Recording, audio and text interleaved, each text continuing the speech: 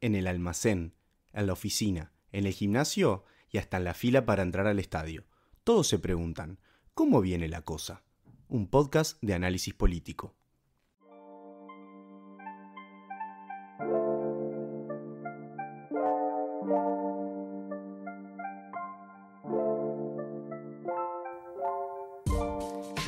Bienvenidas a un nuevo episodio de La Cosa. En el día de hoy vamos a tener una cosa internacional o regional o vecinal, llámele como quiera, porque si bien en nuestra penillanura levemente ondulada siempre hay alguna cosa de la cual charlar, me parece que el tema político de la semana, más allá de que en general hacemos coyuntura nacional, se lo roba la situación de Argentina, ¿no? La condena en última instancia para la expresidenta Cristina Kirchner, que recibe el fallo de la Suprema Corte de Justicia que la inhabilita de por vida para ejercer cargos públicos y además la condena a prisión por 6 años, ¿no? Bueno, todo indica que va a ser una prisión domiciliaria por cuestiones de edad y por cuestiones de su investidura, de su seguridad personal. Eso está por dirimirse en estas horas, de cualquier modo, pero más allá de la cuestión judicial, sobre la que alguna cosa podemos decir, pero evidentemente no es a lo que nos dedicamos ni de lo que somos expertos, sí nos parecía un buen momento para pensar en la coyuntura política argentina, pensar en cómo esta situación, esta definición judicial política, de alguna manera reconfigura el escenario de aquí en adelante en pleno año electoral, ¿no? Bueno, en Argentina están votando elecciones de mitad de periodo durante todo este año, ¿no? Elecciones para renovación de los congresos provinciales y del Congreso Nacional. Pero vamos a estar hablando de estos temas con dos queridos invitados que me acompañan en el día de hoy. A mi izquierda está Florencia Alonso. ¿Cómo estás, Flor? ¿Qué tal? Buenos días, buenas tardes. Para buenas lo que sea que noches, estén escuchando o depende. viendo esto. Tal cual. Qué bueno estar a tu izquierda. Alguna vez en la vida tiene que pasar. Florencia Alonso, ya la conocen, es politóloga, es amiga, ha hecho conmigo 1.000.000 de episodios de cosas, desde Tío la Otra a Podcast La Cosa, así que no requiere mucha presentación, sí que es politóloga y que es argentinóloga también, le gusta mucho la política argentina. Me gusta mucho la política argentina. Ese es un título que uno se lo puede arrogar por sí mismo en algún momento, dice, es una cucarda. O te la pone, un amigo. Yo te considero argentinóloga, así que en ese sentido... Encantada de ser argentinóloga. Exactamente. Y acá a mi derecha está Federico Musto, que también es colega, es politólogo, también es argentinólogo, también ha estudiado en Argentina, hizo su maestría en la Universidad Nacional de San Martín, y sigue de cerca la coyuntura política de este país, así que lo sumamos a esta mesa para esta charla. ¿Cómo andas, Fede? Muchas gracias por la invitación, Mauro, Florencia. Un gusto. En un momento complejo para la situación argentina. ¿Cuándo no? Cuando te invitan a hablar de Argentina nunca es porque la cosa esté tranquila. Digo, che, ¿querés venir a hablar de cómo viene todo en Argentina? No, en general es así. Si les parece bien, como para ordenarnos, podemos arrancar un poco por lo coyuntural, por lo más reciente, por esta decisión de la Suprema Corte de Justicia, un poco qué implicancias tiene. Y después, en el tiempo que tengamos, nos vamos a hablar de la coyuntura en general, del año electoral, de cómo pega esto, sobre todo en el peronismo, ¿no? Que venía bastante desorientado y de alguna manera en estos días lo que se han visto son señales de mucha unidad, ¿no? Respecto a una reacción por esto que le está pasando a Cristina Kirchner. Pero vamos como al caso más en concreto, ¿no? Para el que está completamente perdido, lo podemos ubicar en decir, bueno, Cristina Kirchner fue presidenta de la Argentina entre el 2007 y el 2015. Después de su salida del gobierno hubo muchas causas por las cuales se las ha investigado, ¿no? Podemos decir que es más de una decena de causas de distintos tipos de corrupción. Obviamente los tipos penales no son idénticos en Argentina, pero usted se imaginará malversación de fondos, asociación para delinquir, un poco de todo, ¿no? Todas las cosas de las cuales pueden acusar a un político contra la administración pública, la han acusado de todas ellas. Causas que en general, sobre todo durante el periodo de Macri, del 2015-2019, tuvieron mucha visibilidad, mucha potencia. Algunas de esas causas con más flojas de papeles que otras, ¿no? Algunas causas que evidentemente no tenían como ni pie ni cabeza, otras que avanzaron más. Y de todas ellas, la única que ha logrado como avanzar firme en el Fuero Judicial es esta causa por la cual se la condena, que en Argentina le llaman la causa de vialidad, ¿no? Que básicamente habla de desvío de fondos en obras públicas, ¿no? Durante el mandato de Cristina Kirchner, es la causa por la cual fue condenado el famoso Lázaro Báez, que era un socio que tenían los Kirchner en negocios privados, que a la vez era concesionario de obra pública en Argentina. Hasta ahí, turbi, pero bueno, no sé, todo pelota, es Argentina, pero la justicia encuentra que dentro de esa misma causa en la cual es condenado Lázaro Báez, Cristina Kirchner también tendría una responsabilidad más como en un argumento poco traído los pelos o no, de esa cuestión de no podía no saber que eso estaba pasando. Más allá que desde el justicialismo se argumenta que todas las concesiones de obra pública se votan en el Congreso de la Nación, por lo tanto la responsabilidad en cualquier caso debería ser una responsabilidad colectiva del sistema político. Muchas de esas obras votadas por unanimidad en el Congreso, no ni siquiera solo por el peronismo. Pero bueno, básicamente Cristina Kirchner está condenada por eso, por enriquecimiento ilícito, etcétera. Después es otro un canal aparte, el enriquecimiento que ha tenido la familia Kirchner, que también es un tema en sí mismo, que hay que ver cuánto eso se puede justificar, cuánto no, por medios legales, pero la causa es esta. Y Cristina ya había recibido condena en primera instancia, en segunda instancia, desde el 2022 para acá, eso se vino acelerando, y ahora le quedaba el último recurso que presentó ante la Suprema Corte, que era una apelación justamente ante el Tribunal de Última Instancia, que es la Suprema Corte, igual que en el Uruguay, ¿no? Y la Suprema Corte, que acá es como un poco donde la cosa se empieza también a poner rara, con unos tiempos muy acelerados, unos tiempos que la Suprema Corte en general se toma sus años para revisar los casos, muy rápidamente convalida las condenas en primera y segunda instancia y aquello que los fiscales y los jueces anteriores habían pedido, que era la prisión y la inhabilitación para ejercer cargos públicos de manera perpetua, y todo eso queda firme, ¿no? Más allá que ahora queda la vía internacional, quizás, si Cristina quisiera ir, la Corte Interamericana de Derechos Humanos, siempre hay unos caminos más, pero para lo que es la justicia argentina esto queda firme. Así que disculpen por la larga introducción, pero como para ubicarnos todos en el mapa de qué estamos hablando. Y nada, les doy la palabra a Fede. ¿Vos cómo ves este episodio en particular? Este hecho concreto, si se esperaba, si no se esperaba, el timing de la justicia para actuar. Bueno, en realidad este tema tiene como los dos aspectos, la vía judicial y la vía política, Claro. que dialogan y están en contacto, y no se puede analizar uno sin el otro.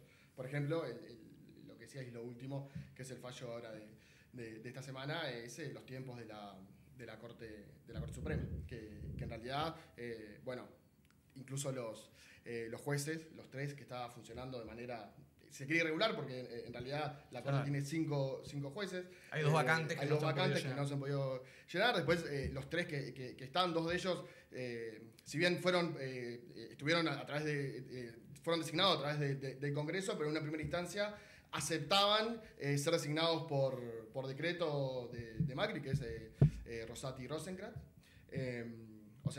Y también tienen vínculos, los jueces y fiscales se han ido son compañeros de fútbol de Macri, Juan al pádel, hicieron un viaje al lado escondido de la mano de Clarín. Entonces, de nuevo, lo judicial y lo político dialogan. Entonces, sorprende la celeridad, pero bueno, ya estaba, los trascendidos que se tienen desde la semana pasada era que iba a salir, que iban a rechazar las quejas de Cristina.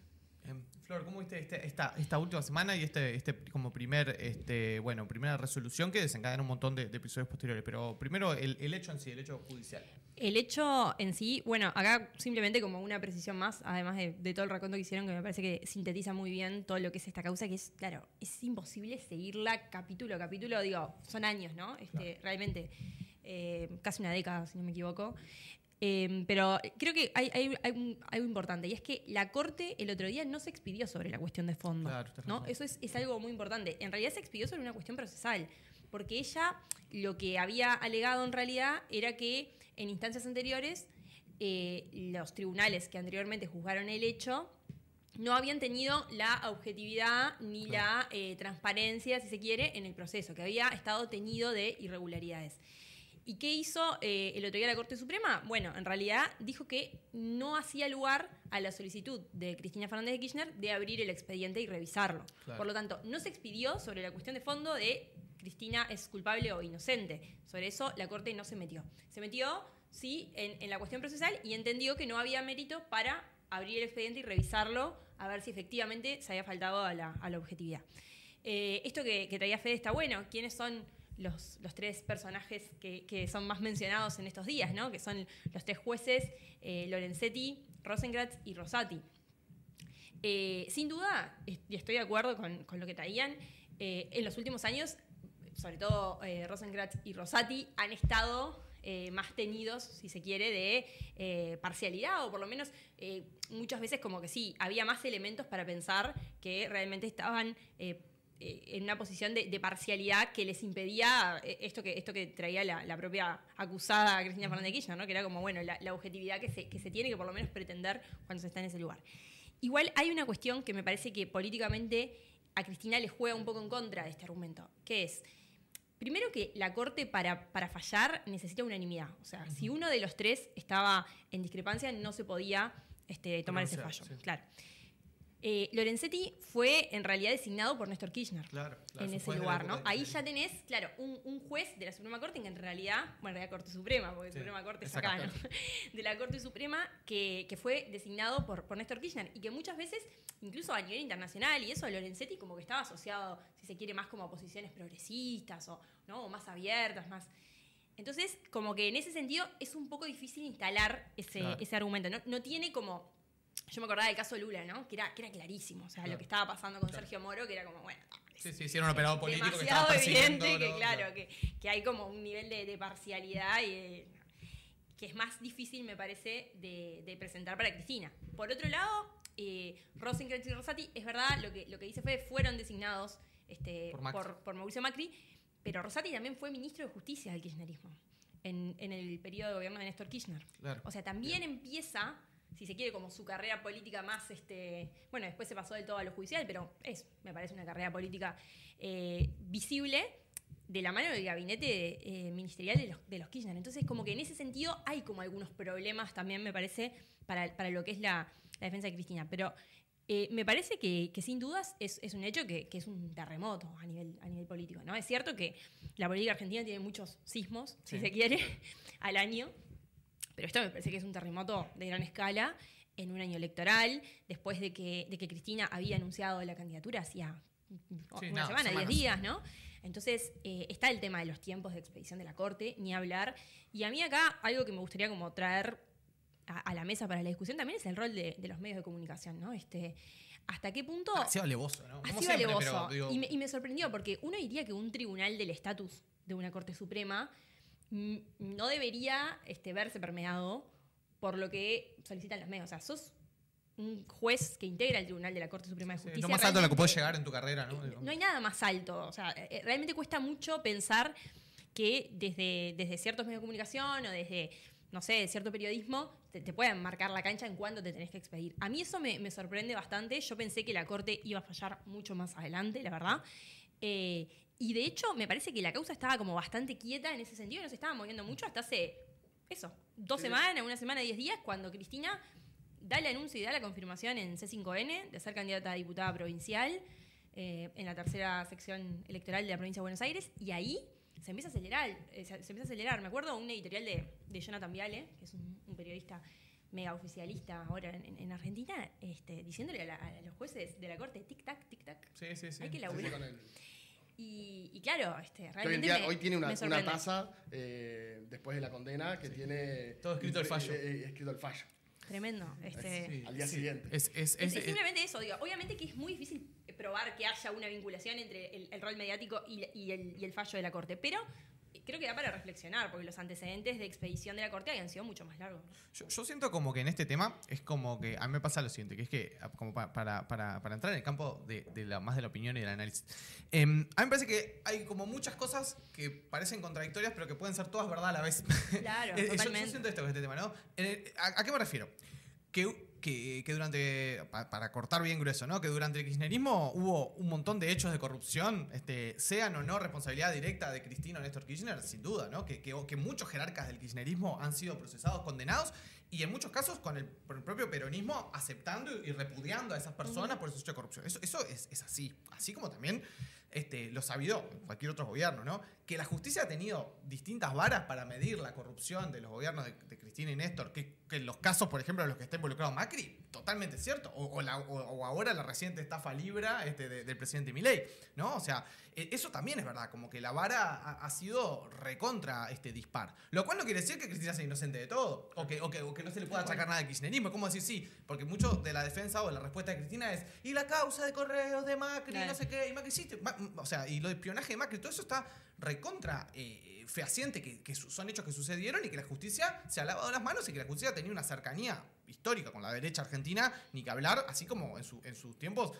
Menem no lo tocaron hasta que ya era un viejo de 80 años y ya era totalmente inocuo, pero mientras fue una figura poderosa, las decenas de causas de corrupción que tenía y de temas incluso peores que la corrupción de Menem, Claro. no se movieron. Entonces, como que todo eso puede ser cierto y no quita que haya habido hechos de corrupción. Ahora, en esta causa en particular, yo cuanto más leo, es como que si de todas las cosas que le pueden achacar a Cristina Kirchner, la van a condenar porque supuestamente, o sea, es como que no encontraron ninguna prueba en concreto que haya la vincule con esta malversación de fondos porque si hubiera una prueba la hubiéramos visto en todos lados, estaría publicada en todas partes. Entonces es como que esa es como mi primera opinión de que es complicado. Y que ha sentado un precedente, que el presidente tiene que saber todo lo que sucede. Claro. Otra de las cosas interesantes que hay en el fallo, que recordemos que es como son dos causas, en la misma causa de vialidad. Es una que empieza en el 2008 a través de la denuncia de Lilita Carrió, donde se radica en Santa Cruz, que es donde suceden todos estos hechos que denuncian como corrupción, que esa causa se cierra, donde al inicio no estaba Cristina porque en realidad era del gobierno anterior, y después se reabre y vuelve y ahí empieza el fuero federal. O sea, también esa parte es larga y engorrosa, pero para no meternos, o sea, que tiene un largo historial. Pero otra de las cosas interesantes que tiene este fallo, y sobre todo en la última instancia, con esto de que el presidente tiene que saber todo, es que después de la reforma del 94, de la Constitución Argentina, el jefe de la administración del gobierno es el jefe de gabinete. Claro, no es el presidente. Es el que está, el responsable. De hecho, es el ministro que, después de la reforma del 94, es el que tiene rango ministerial, el jefe de gabinete, es el que puede ser censurado. Es como el primer ministro, digamos. Y en ninguna de las causas, ninguno de los jefes de gabinete que tuvo Cristina estuvo imputado, investigado, claro. Y otro de las que se empiezan a ver como perlas en este caso, es que Julio De Vido, que era el ministro de Obra, ¿no? de Obra Pública, sí. En esta causa queda por fuera, no está. Claro, es como medio absurdo, porque como que van contra Cristina de una y... Pero hay una cadena de mando que se la saltea. O sea, que si sabía la presidenta, también lo tenía que saber el ministro que además estuvo condenado por otros casos. Eso te iba a decir, tuvo su condena debido también, ¿no?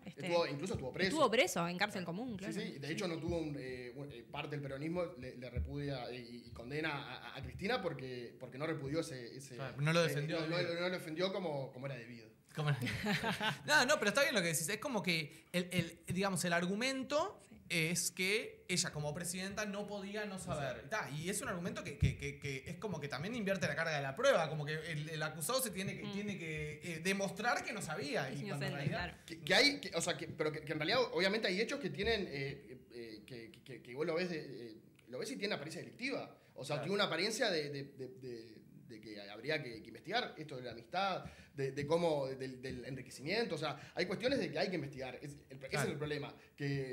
Hay otras causas, ¿no? En la cual están involucradas también Cristina y Lázaro Báez, que es la de los hoteles. Otesur, claro. Es que esa parece mucho más espesa. Totalmente. A mí me Sí. sorprendió eso, que fue por vialidad, que Claro. yo la veía mucho más floja de papeles, honestamente, que por Otesur, que claro, sí, ya... Otesur básicamente es que los Kirchner tienen hoteles sí. en los cuales Lázaro Báez les En el pagaba sur, en Calafate. en la provincia de Santa Cruz, y Lázaro Báez les giraba dinero como si se estuvieran ocupando y sus hoteles estaban desocupados. O sea, una cosa que tiene toda la pinta de lavado de guita, o sea, evidentemente. Pero esa causa, no hay condena por esa causa. No. Hay condena por esta vialidad, que es eso. Es como que está bien lo que vos decís, Fede, hay como un montón de gente en el medio, vos decís, a ver, Claro. de que la presidenta de la nación, más en un país como Argentina, con las dimensiones, con la población, un país federal, donde las obras en general se ejecutan también a través de los gobiernos provinciales, o sea, que hay como tantas mediaciones para que pueda haber habido, sí, corrupción en una obra pública o en muchas obras públicas, pero para que eso sea responsabilidad directa penal. Por aparte, después uno puede hablar de responsabilidad política, sí, por supuesto, responsabilidad política del presidente, Claro. siempre. Ahora, responsabilidad penal directa, cuando había en el medio gerentes de obra, jefe de proyecto, director de obra, ministro de la provincia, ministro a nivel nacional, jefe de gabinete. Sí. Y bueno, es como... Y la cercanía, esto de que, bueno, es amigo, o Lázaro Báez era amigo. Bueno, entonces Macri tendría que estar en la misma situación porque Calcaterra, que también ejecuta obra pública, es su primo. Claro. Y también tiene una cercanía filial. Entonces, hay cuestiones que lo muestran como evidencia, que en realidad, bueno, o sea, por ser amigo de una persona, Claro. no necesariamente... el conflicto de interés está, pero se tiene que demostrar. Digamos, Exacto, tiene que ese es el problema. Y eso es lo que... problemas que tiene esta causa, que de nuevo, sin ser abogados y sin estar en la cuestión judicial, ves que hay... Que esa posibilidad, porque además es súper interesante poder tener fehacientemente, saber qué es lo que sucedió, porque para gobiernos de izquierda, gobiernos del sector nacional y popular, como se dice en Argentina, o sea, con esa sensibilidad, tener actos de corrupción y tener enriquecimientos súper dudosos, es interesante, por una cuestión de hecho político, por una cuestión de la construcción de los relatos, de la justicia social. O sea, es importante saber. Y creo que con lo que pasó con esta causa no estamos pudiendo evidenciar si esto fue así o no. También para evaluar los 12 años de gobierno oficial. No, y además está bueno que es como un tema que al quedar tan turbio, ¿no? Es como que la cancha queda siempre embarrada y eso, no sabemos lo que pasó o no pasó. Y además es un capítulo más de esto de la politización de la justicia, ¿no? A niveles que lo venimos viendo como un fenómeno mundial, pero también muy latinoamericano y muy que se puso muy en boga con el fin, digamos, de la ola progresista de América Latina, ¿no? La salida de los gobiernos de izquierda de la primera década, segunda década del siglo XXI, de la mano del famoso lawfare, ¿viste? Que en algunos casos, como decíamos, en algunos casos con causas que parecen tener un poco más de realidad y otras causas que son bolazos, ¿viste? Lo que le hicieron a Lula, que no se sostenía por ningún lado, tipo que había gobernado el Brasil durante 8 años, que había sido el presidente más pobre no sé qué, y que lo que le encontraban era que a veces iba a un apartamento en San Pablo, en una playa espantosa, digamos, un apartamentito de 2 ambientes, con decir, esto es lo que le encontraron a Lula, que ni siquiera era dueño, que a veces iba a la playa, al apartamento ese, una cosa que no... Y no había forma de conectarlo con el propietario, o sea, que decían que era un testaferro.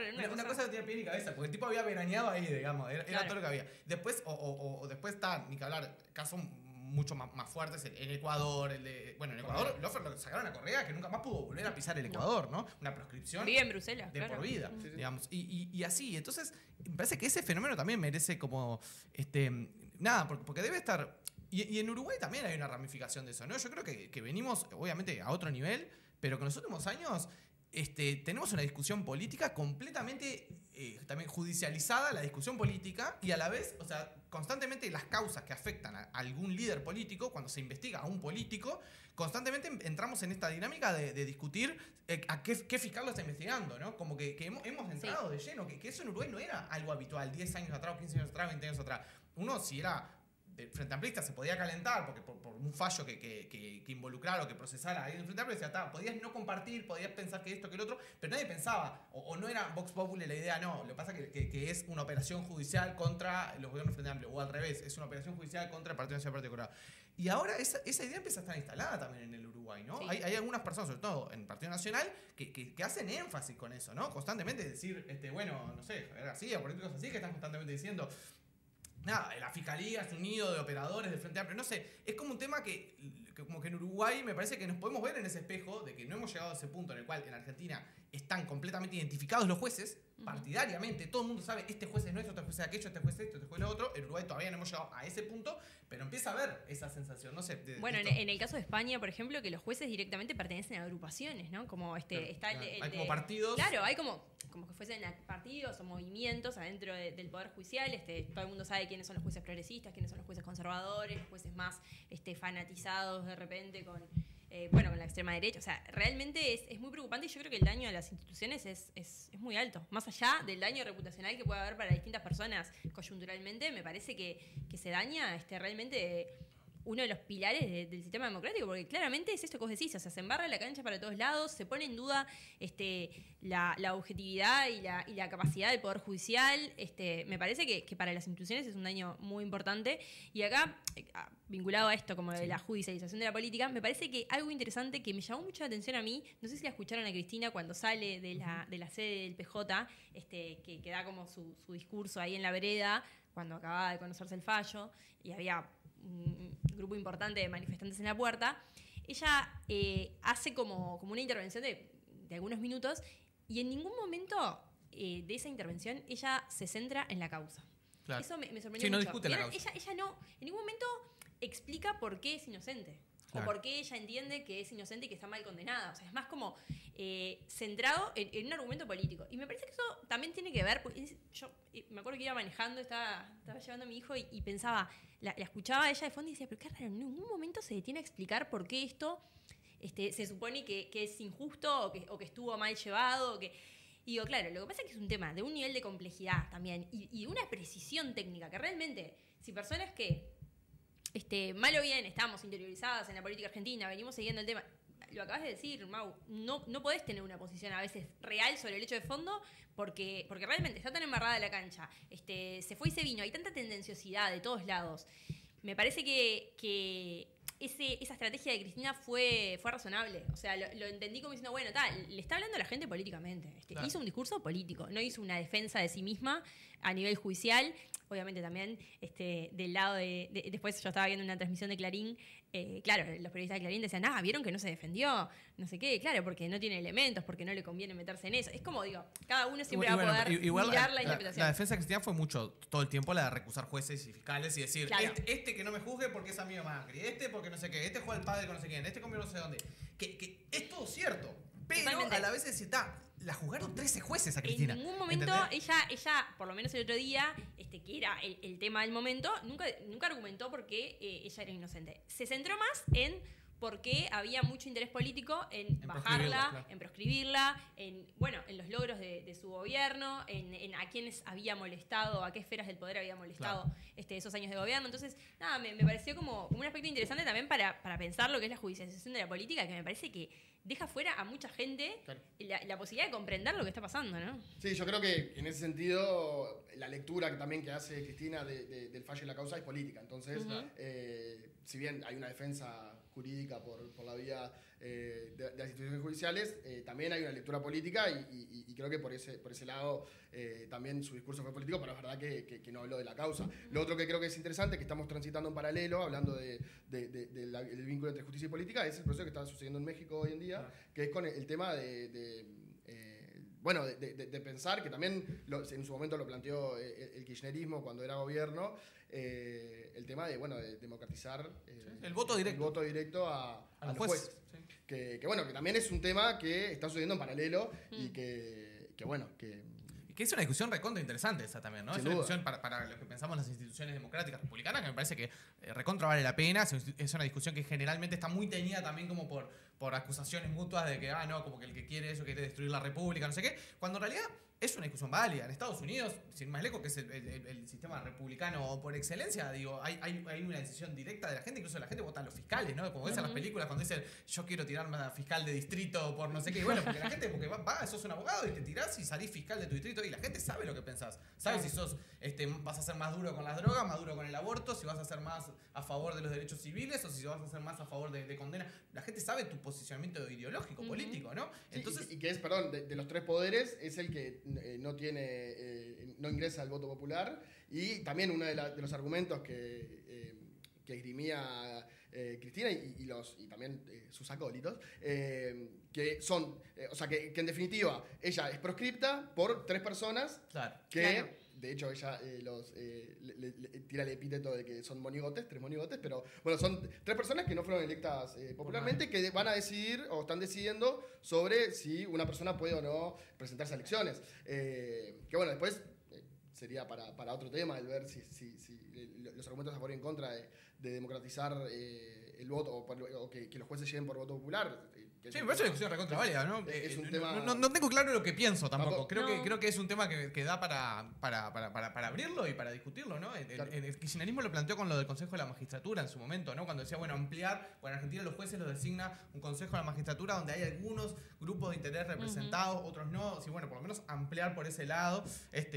O por lo menos en Uruguay, de una manera mucho más modesta, no se planteó eso, pero en algún momento era, cuando había una vacante en la Suprema Corte de Justicia, que al menos los candidatos a esa vacante por lo menos presentaran como algo ante la ciudadanía, decir, ¿cuál va a ser tu tu posicionamiento, cuál es tu mirada sobre distintos temas, porque la gente, la sociedad civil, tiene derecho a saber un juez de la Suprema Corte qué piensa sobre las cosas, ¿no? Si es un juez más liberal, más progresista, más conservador, no sé. Y también para conocerlo. Quedó en la nada, ¿no? Quedó medio en la nada, pero me acuerdo que en su momento se discutió, creo que en el último periodo del Frente Amplio se discutió.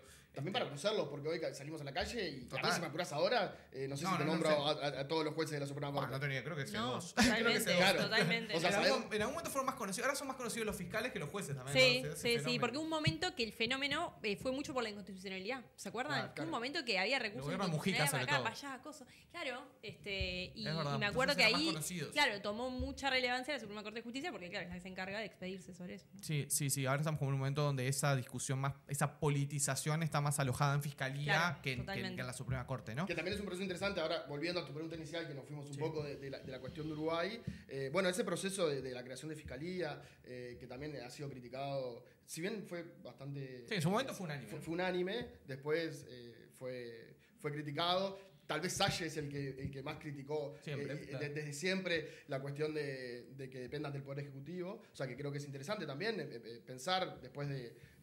ya son casi que...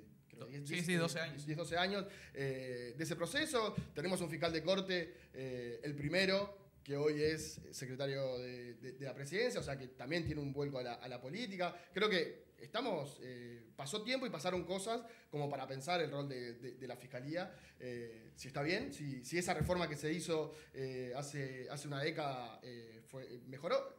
Lo que está sucediendo, lo que estamos viendo es que no, que en realidad parece que hay las críticas a la fiscalía son feroces, ¿no? Son feroces, que hay que ver si son entendidos o no, o si su móvil de las críticas es política.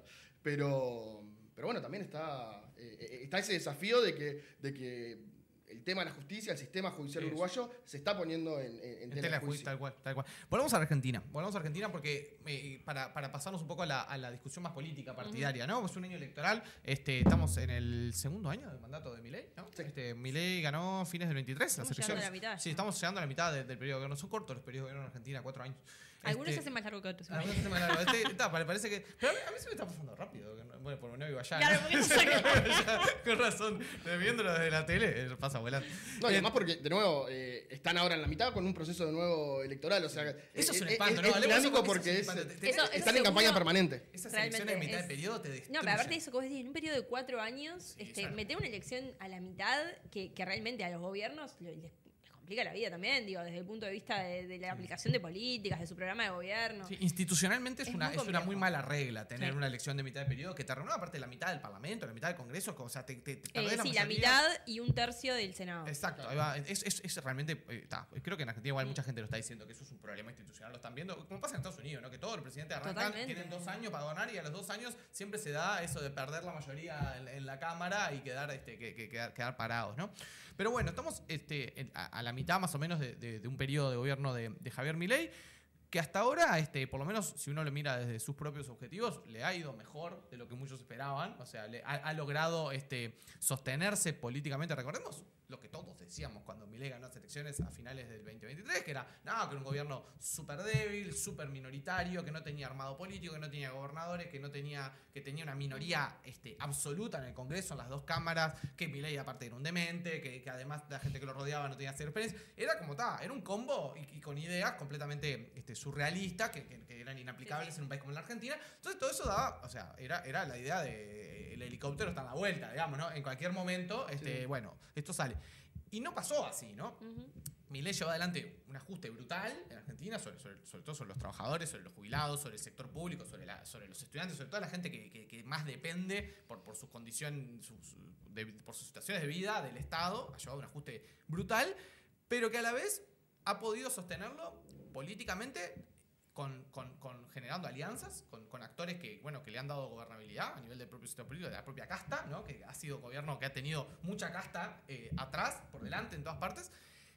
Y a la vez, a nivel de la sociedad y de la opinión pública, por lo menos, es como, un gobierno que se sostiene, ¿no? Que ha mantenido niveles razonables de aprobación durante todo este periodo, que ha tenido momentos donde bajó un poco, después donde recuperó, pero más allá de los movimientos sociales, los sectores que siempre se manifiestan, que van, que la pelean, en general no hay una situación de estallido social en Argentina. no es que la gente está en la calle furiosa con el gobierno. Eso, y este año, que es un año de elecciones, que son como un calendario electoral bastante raro, porque las elecciones son todas en distintos momentos, como que te va sirviendo para ir viendo cómo viene la situación, vas midiendo con ese termómetro, y le ha ido muy bien al gobierno. Ha ganado las elecciones casi que en todas partes, donde se ha presentado, donde la Libertad Avanza tuvo presencia, incluso ganó en la ciudad de Buenos Aires, que fue muy inesperado, ¿no? Le ganó en el bastión de los Macri.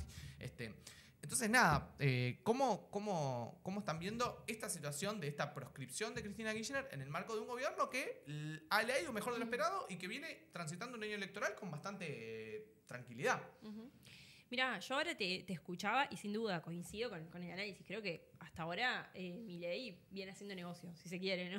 Porque la verdad es que está obviamente aplicando un programa que se sabía que evidentemente es muy impopular en sus medidas, es muy drástico, es mucho más radical de lo que fue el gobierno de Macri, claro. En una tendencia liberal muy marcada, pero además con toda una tónica política como de mucha confrontación, ¿no? Sí, de mucha violencia, ¿no? Desde la propia jefatura del Estado, ¿no? Como es el presidente de la Nación.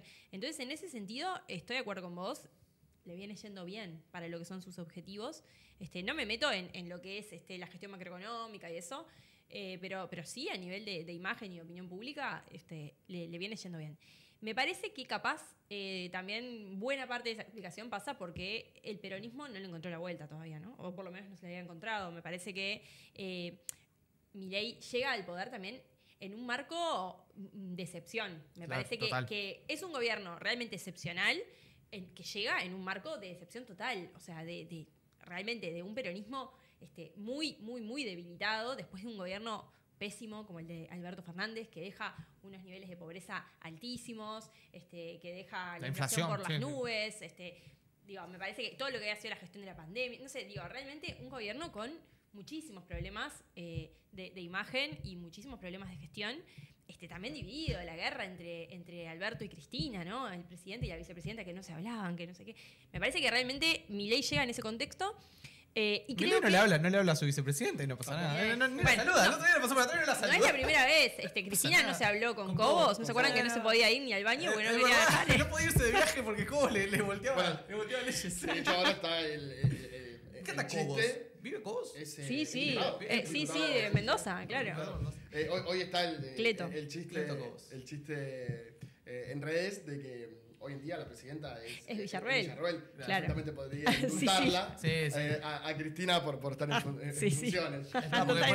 Porque Milei está en Israel. Está en España, se fue. Imagínense si Villarroel. Qué divino que está ahí. No, pero bueno, hablando en serio, me parece que el peronismo no le había encontrado la vuelta tampoco a cómo confrontar y a cómo consolidarse como una alternativa a Milei. Creo que en ese marco de desastre y de desconcierto para el Partido Justicialista, obviamente que lo que es el encarcelamiento y la inhabilitación de Cristina se vive como algo muy negativo, pero me parece que tiene un lado B que si se sabe capitalizar puede ser una oportunidad. O sea, me parece que los niveles de unidad del peronismo que acabamos de ver en las últimas 48 o 72 horas son inéditas. Son del 2019. Claro, son de la foto del 2019. Sí. Realmente me parece muy interesante lo que está pasando en el lado del Partido Justicialista.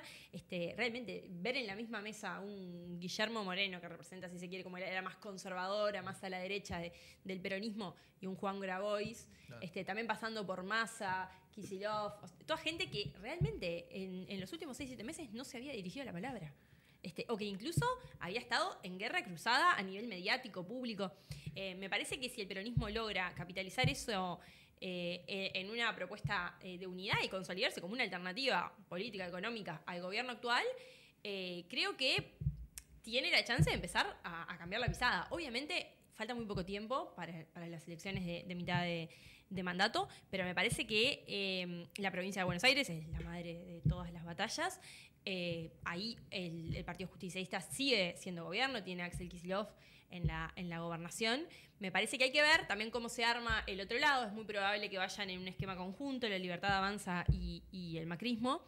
Y ahí obviamente ya a nivel electoral sería mucho más complejo para el justicialismo, pero realmente me parece que es una oportunidad y que a nivel también popular logró por lo menos como sacar la modorra, ¿no? Y empezó algo de movilización. Ahora hablábamos con Fede antes de empezar al aire, que el miércoles tiene que ir Cristina a Comodoro Pi a notificarse.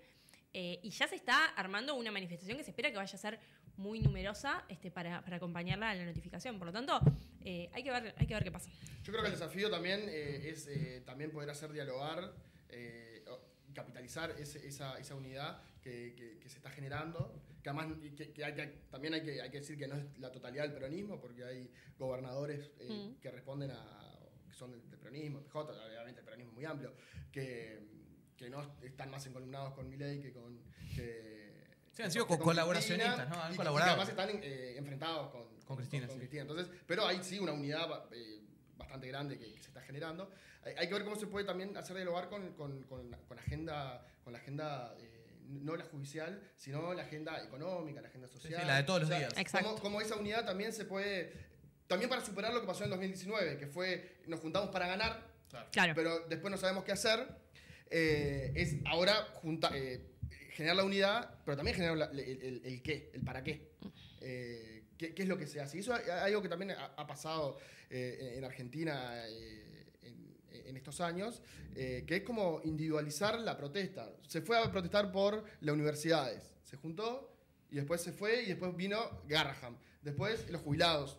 Como que no se han logrado unir las luchas y unir también las propuestas. Hoy no hay una propuesta clara. Hoy lo que une al peronismo, lo que está uniendo el peronismo, es la situación de Cristina, no es un programa de gobierno. Claro. Yo creo que el poder hacer dialogar eso, que obviamente, como decía Flor, Guillermo Moreno a Grabois, también hace un poco más difícil ese diálogo de propuestas.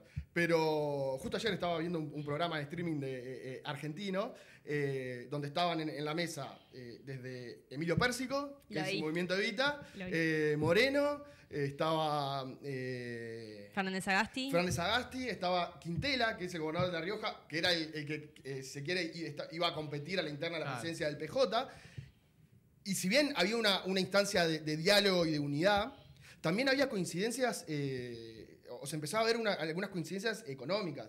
Incluso con, programáticas, incluso con qué hacer con la deuda. Había coincidencias, o sea, parece que se empieza a construir, o lo que está permeando en estas últimas 24 horas, 48 horas, que obviamente es muy poco para evaluar. Pero creo que el desafío es ese, es construir también coincidencias programáticas. Si no, va a pasar lo que pasó en el 2019, que antes de agarrar el gobierno, antes de diciembre... Estaba claro que nada estaba claro. No, ya estaba roto. Sí, ya Cristina no se hablaba con Alberto por cuestiones de qué hacer con la deuda, por ejemplo, con la deuda de Macri.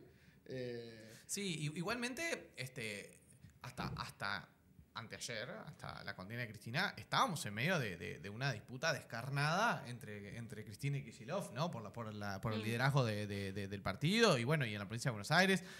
Había como señales de que eso empezaba como a tomar una forma de que iba a haber una presentación electoral conjunta, que no se iba a romper del todo, no es que iba a ir el kicilofismo por un lado y el cristinismo por otro, pero bueno, venían de un año donde, de la cámpora en Buenos Aires le había hecho la vida imposible al gobernador, o sea, porque claro, Argentina es un sistema federal, entonces el gobernador tiene un congreso también, hay un congreso de la provincia, y en el congreso de la provincia la cámpora le votaba cosas en contra, Kicillof, le llamaba ministros a interpelación, o sea, y bueno, y esa disputa de lo que no termina de morir y lo que no termina de nacer, ¿no? Esa idea de que todo del entorno de Kicillof diciéndole, bueno, mirá, si vos querés ser candidato a algo y tener algún peso político propio, tenés que romper vos con el kirchnerismo y que ellos te acompañen. Y del otro lado, la cosa más conservadora del kirchnerista de no, quién es, a este lo construimos nosotros, a vos te inventamos nosotros y vas a ser candidato siempre y cuando estés alineado y bajo la égida de nuestro liderazgo político, que es el de Cristina.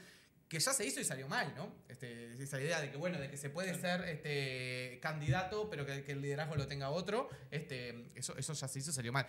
Es una lucha que ahora queda un poco en suspenso, obviamente, porque es un momento mucho más emocional, mucho más de movilización, donde obviamente Kicillof no va a tener ninguna palabra contra... Pero en una campaña electoral no es menor, ¿no? No, claro, capaz que, por lo menos en la provincia de Buenos Aires, que es donde uno esperaría que está el voto duro del peronismo, y que aparte había un riesgo muy grande de abstención. Porque en la ciudad de Buenos Aires se vio una abstención enorme y mucha gente decía, el peronismo corre un riesgo grande, que es el abstencionismo, que en la provincia de Buenos Aires la mayor parte de la población que puede tener una simpatía o una tendencia histórica filoperonista, vote con los pies, o sea, se queda en la casa, no vaya a votar. Por eso la estrategia de que capaz que esto genera, ¿viste? Moviliza y Por eso la estrategia de que Cristina, que iba a ser candidata por la tercera sección electoral, era justamente para esto, porque era una figura que mueve, y sobre todo en la tercera sección. Sí, que es donde es el conurbano bonaerense. Es el bastión, es La Matanza, Lomas, Quilmes, que es también el corazón, si quiere, del peronismo, que incluso capital mundial del peronismo. Claro, incluso se ha hablado de que Massa sea candidato a la primera. Además, estamos hablando de legislador provincial, al edil departamental. O sea, hay un puesto menor.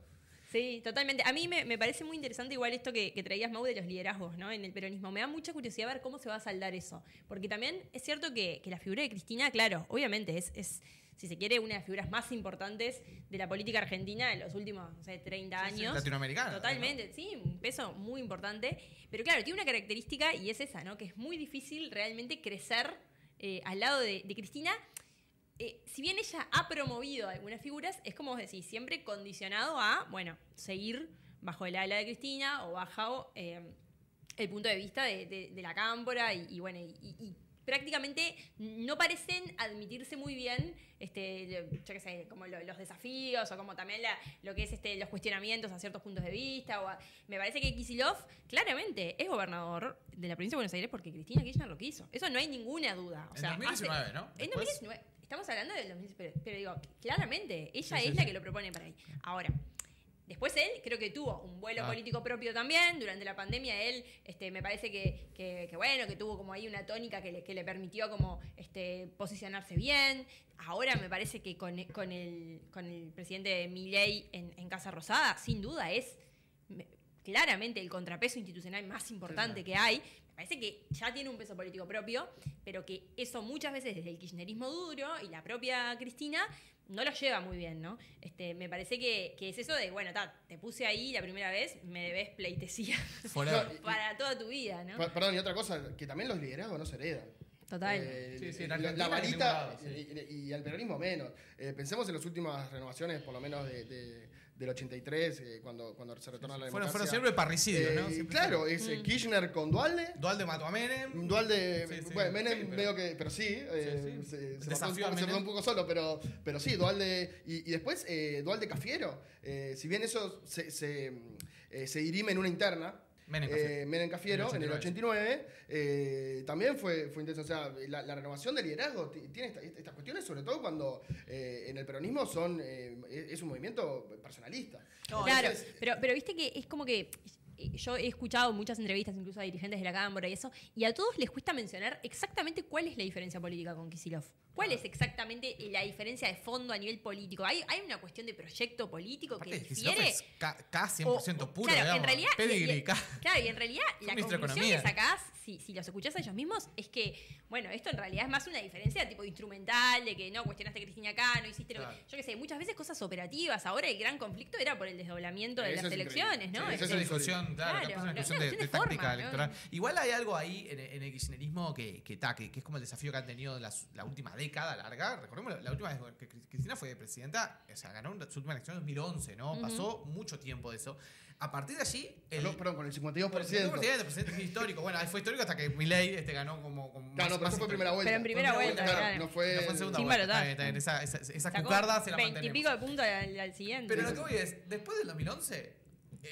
Cristina o el kirchnerismo no pudieron hacer nunca una presentación electoral propia, autónoma, con un candidato K. Claro. O sea, no, después en el 2015 fueron con Scioli, que imagínate que Scioli es ministro hoy del gobierno Milei, ¿no? La deriva de Scioli.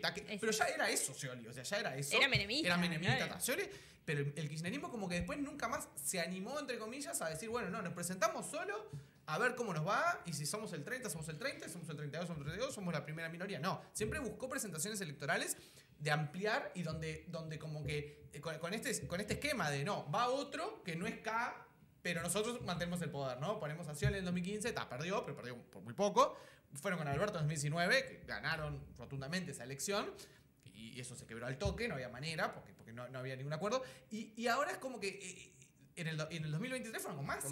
O sea, lo mismo. Y que estuvo enemigo acérrimo. A 2% de ganar en primera vuelta. Podría haber ganado, sí, podría haber ganado. Pero en esa discusión que me acuerdo de mediados del 23, donde se hablaba de una fórmula, y que estuvo arriba de la mesa una fórmula con Guado de Pedro, una fórmula como full K, y que al final bajaron todo y Cristina dijo, no, muchachos, no, vamos... No, hay cuero, es para sacar 20%. Pero es súper interesante porque el candidato a vicepresidente terminó siendo...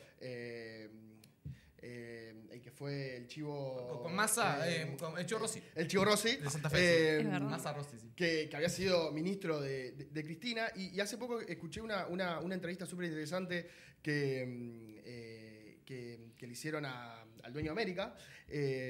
Ahora estoy muy mal con los nombres. Sí, claro. El otro Mendocino, bueno, que es amigo de Massa, por eso sí, claro. El marido de Pamela. La historia del marido de Pamela. Ahí va. Bien. Que la idea de Massa era llevar a Natalia de la Sota. Que no es K. Claro. Que no era, o sea, el Chivo Rossi se quiere tener un anclaje ahí en el kirchnerismo. Pero en una fórmula Massa de la Sota.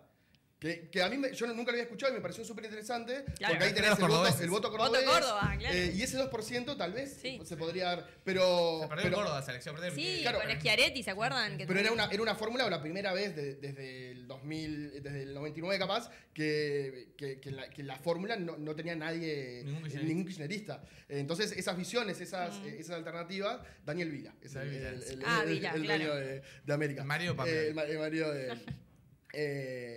creo que es interesante también por lo que vos decías de las cuestiones de cómo se gestiona el liderazgo y la conformación de las fórmulas. Sí, ahora bueno, por lo pronto Cristina Kirchner está proscripta, o sea, no va a ser candidata a nada. Bueno, quedarán instancias internacionales, ¿no? Quedará, bueno, sí. Sí, creo que va a ir a la Corte Interamericana. Va a ir a la Corte Interamericana. Tampoco es tan claro, ¿no? Porque la Corte igual, aunque se pronuncie de alguna manera, no puede obligar al Estado argentino. Se puede expedir en 5 o 6 años que ya termina la condena. Sí. No, lo interesante es que se puede despedir después del tema de la cárcel que también es un poco llamativo, lo de no poder presentarse de manera perpetua. Claro, la proscripción es de por vida. De por vida. Bueno. Ayer se habló mucho, estuvo circulando en los medios, la cuestión de lograr generar una cautelar primero, y que con esa cautelar quede en suspenso y se pueda postular. Claro. Eso fue ayer una cuestión así mediática, o una posibilidad o lo que apunta a la defensa de Cristina.